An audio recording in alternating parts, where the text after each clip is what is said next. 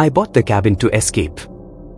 Not from people, necessarily, but from noise, traffic, neighbors, the kind of life where your phone buzzes every 5 seconds and your inbox never empties. I work in coding, so as long as I have internet and electricity, I can be anywhere. The place is in the woods, about 40 minutes from the nearest town in Oregon. No street lights. No traffic sounds. Just trees and birds and the occasional coyote howling at night. It was peaceful. Until it wasn't. The first time I saw him, it was 3:12 a.m. I had just made tea after a long night of debugging, and I was in the kitchen when I saw someone standing outside the window. Just standing there. At first I thought it was a hunter or a lost hiker. But this guy didn't move. He just stood about 10 feet back from the glass, not blinking, not shifting. He looked like a man in his 40s. Pale face. Dark clothes. No backpack, no flashlight. And the weirdest part? He was looking directly at me. I froze. I didn't want to make any sudden moves, so I stepped back slowly and reached for my phone. But when I looked back, he was gone. I turned on every exterior light, grabbed a flashlight, and checked the front porch, the trail, the woods. Nothing. I told myself maybe I imagined it. Maybe I was just tired. But the next night, same time, 3:12 a.m., he was there again. Same position. Same dead stare. This time, I didn't move. I just stood and watched him. I thought maybe I could memorize his face. But the more I looked at him, the more I realized. He never blinked. Not once. I stayed up for hours. Eventually, he was gone. Just vanished. So I bought a motion sensor camera and set it up on the window ledge. The next night, I waited. 3:12 came. I looked out, there he was. Same blank expression. I hit the lights. He didn't flinch. I waited until sunrise to check the footage. But here's the thing. He wasn't there. The camera showed me in the kitchen, staring out the window, but there was nothing outside. Just trees. No man. No shadow. No motion alert. I checked the timestamp again. It matched. Then I noticed something in the reflection on the glass. It wasn't showing my face. It was showing him, his pale expression, on both sides of the glass. Like he was inside. I didn't sleep that day. I stayed up, packed a bag, and left for the town. I stayed in a hotel for 3 days before driving back with a friend to collect the rest of my stuff. He didn't see anything strange, but the motion sensor had been triggered every night at exactly 3:12 a.m. Now I live in a different state. Still in the woods, but far from that place.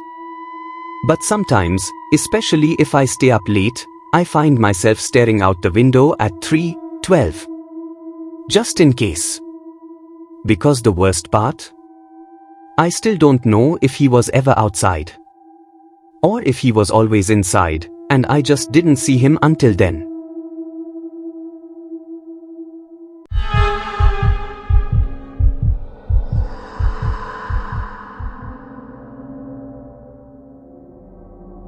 I live in a ground floor flat in a mid-sized city in the UK.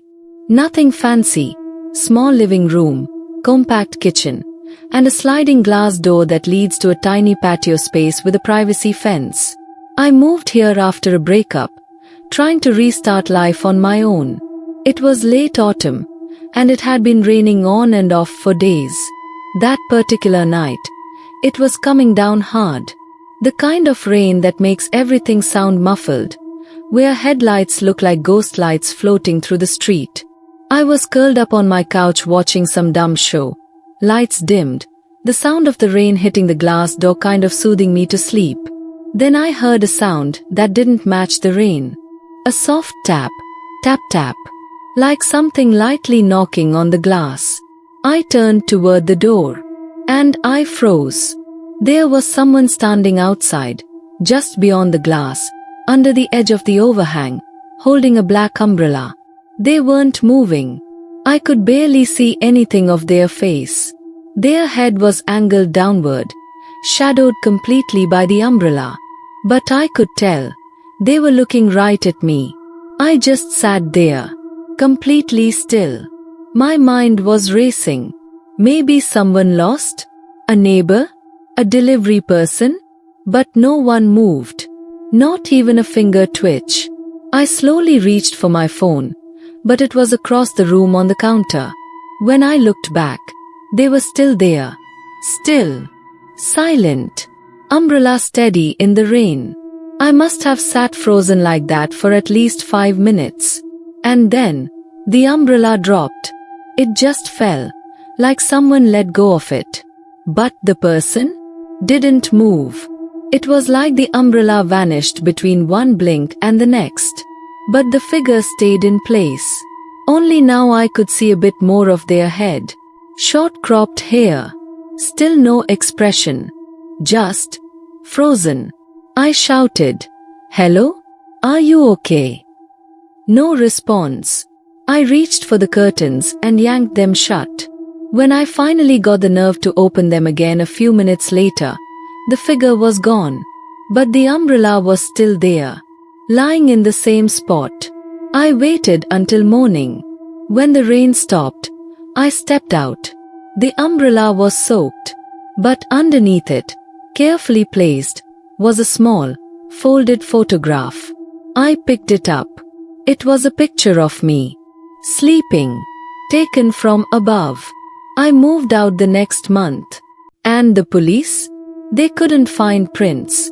No security cam caught anyone entering the courtyard.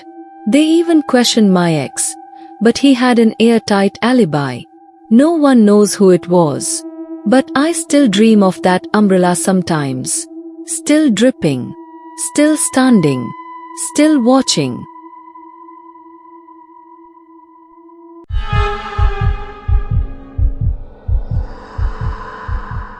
I grew up in a quiet neighborhood on the edge of a small English town. It was the kind of place where kids rode bikes, people watered their gardens, and every backyard had a wooden fence separating one from another. Ours backed up against a patch of woods.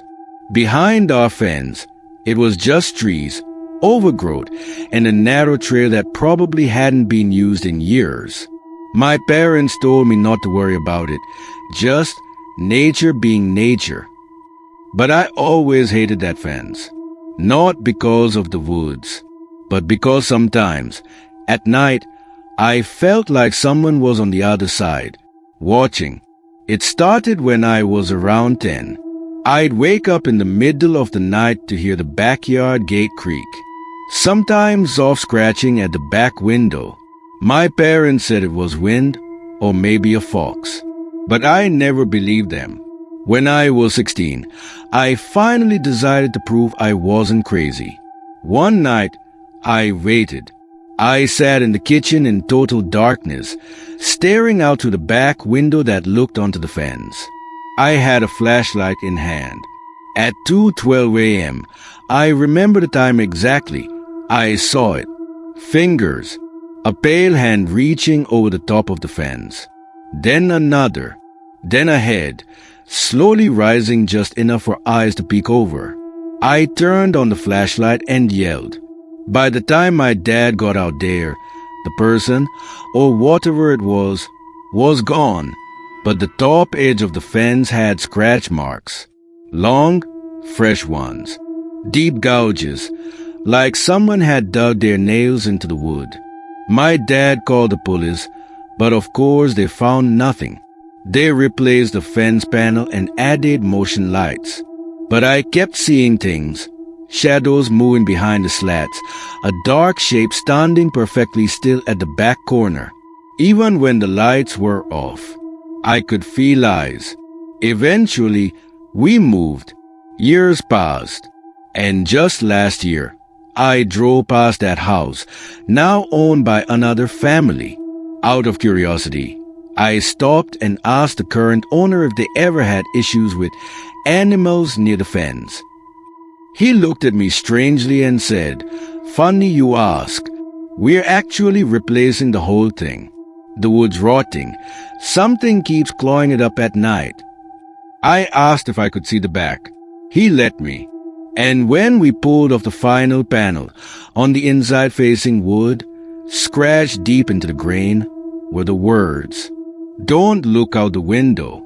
I already saw you.